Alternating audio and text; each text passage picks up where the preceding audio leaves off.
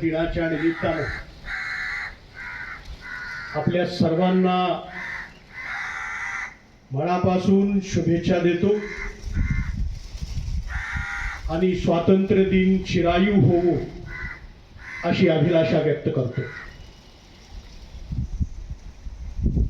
15 August हा केवळ राष्ट्रीय सण नाही, तर तो भारताच्या स्वातंत्र्य लढ्याची, बलिदानाची, लोकशाहीची आणि भविष्यातील राष्ट्रीय संकल्पनाची आठवण करून देणारा आज हा ऐतिहासिक दिवस आहे. आजच्या दिवशी भारताने ब्रिटिश वसाहतवादी राजवटीतून स्वातंत्र्य मिळवले. स्वातंत्र्य मिळवणारी पिढी ज्यांनी देशासाठी बलिदान केले ते एका दिवसात हे शक्य झालेलं नाही. त्याच्या मागे अनेक पिढ्यांचा संघर्ष, त्याग, सत्याग्रह, क्रांतिकारकांचे बलिदान आणि सामान्य जनतेचा सहभाग होता. महात्मा गांधी, बाळ गंगाधर टिळक, नेताजी सुभाषचंद्र बोस, क्रांतिकारी भगतसिंग, राजगुरू, सुखदेव, सरदार वल्लभभाई पटेल, पंडित जवाहरलाल नेहरू आणि भारतीय राज्यघटनेचे शिल्पकार डॉक्टर बाबासाहेब आंबेडकर यांच्यासारख्या असंख्य ज्ञात अज्ञात महापुरुषांनी, स्वातंत्र्य सैनिकांनी राष्ट्रासाठी योगदान दिले. म्हणून स्वातंत्र्य दिन आपल्याला एक सांगतो की स्वातंत्र्य मिळवणे जितके महत्वाचे होते तितके स्वातंत्र्याचे संरक्षण आणि त्याचा योग्य उपयोग करणे आज महत्वाचे आहे. हा दिवस भारतीय म्हणून आपल्या सर्वांच्या सामूहिक ओळखीचा उत्सव आहे.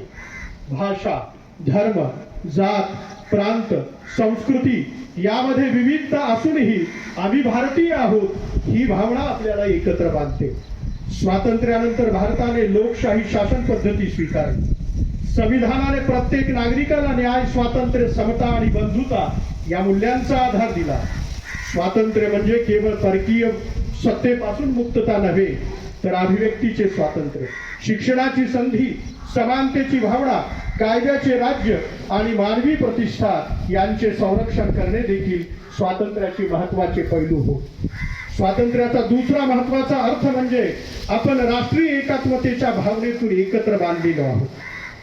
विविध भाषा, वेशभूषा, परंपरा आणि संस्कृती असूनही राष्ट्रीय एकात्मता टिकवणे ही प्रत्येक पिढीची जबाबदारी आहे, नव्हे ते आपले कर्तव्यच आहे.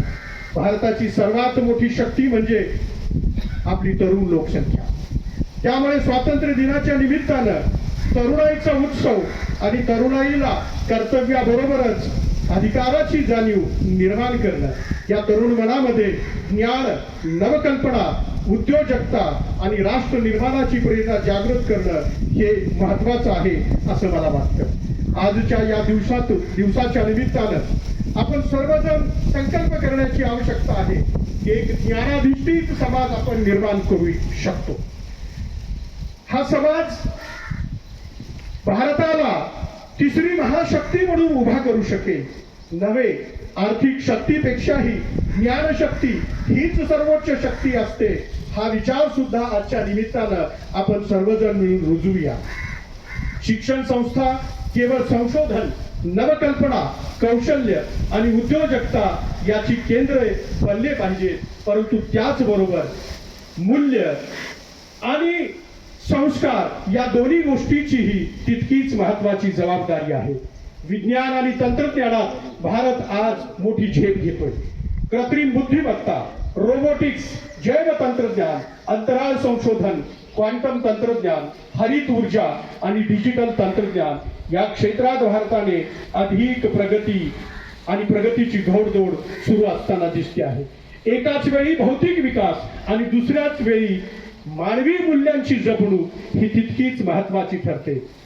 मित्रहो, भविष्यात आपल्याला एक संपन्न भारत, समर्थ भारत आणि सर्वांना समान न्याय देईल अशा प्रकारचा भारत निर्माण करण्यासाठी आपण सर्वजण सज्ज होऊया. हे होत असताना विकास आणि पर्यावरण यांच्यामध्ये समतोल राखणे ही भविष्यातील मोठी गरज आहे. विकास हवा, पण विनाशाच्या किमतीवर नाही. आणि म्हणूनच आपण शाश्वत विकासाची दिशा निश्चित करूया आणि समताधिष्ठित भारत निर्माण करण्यासाठी आपण कृतसंकल्प होऊया. आपल्या पूर्वजांनी आपल्याला राजकीय स्वातंत्र्य दिले. आता ज्ञान, कौशल्य, विज्ञान, चारित्र्य आणि सामाजिक जबाबदारीच्या माध्यमातून भारताला खऱ्या अर्थाने सक्षम बनविण्याची जबाबदारी आपल्या पिढीची आहे. स्वातंत्र्य सैनिकांनी ज्या भारताचे स्वप्न पाहिले तो निर्माण करण्यासाठी आपण प्रयत्न करण्याची आवश्यकता आहे असं मला वाटतं. कारण राष्ट्र केवळ संसद, सरकार किंवा प्रशासनामुळे महान होत नाही.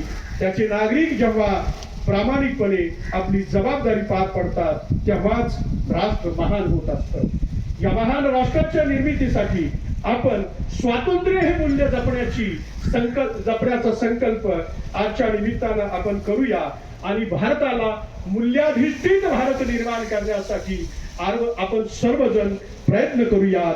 याच सदिच्छा या स्वातंत्र्य दिनाच्या निमित्तानं आपल्या सर्वांना मी देतो आणि उज्ज्वल भारताच्या निर्मितीसाठी आपल्यामध्ये असलेल्या सर्व क्षमतांचा उपयोग आणि वापर विधायक कामासाठी करूया ही भावना व्यक्त करतो. थांबतो. जय हिंद.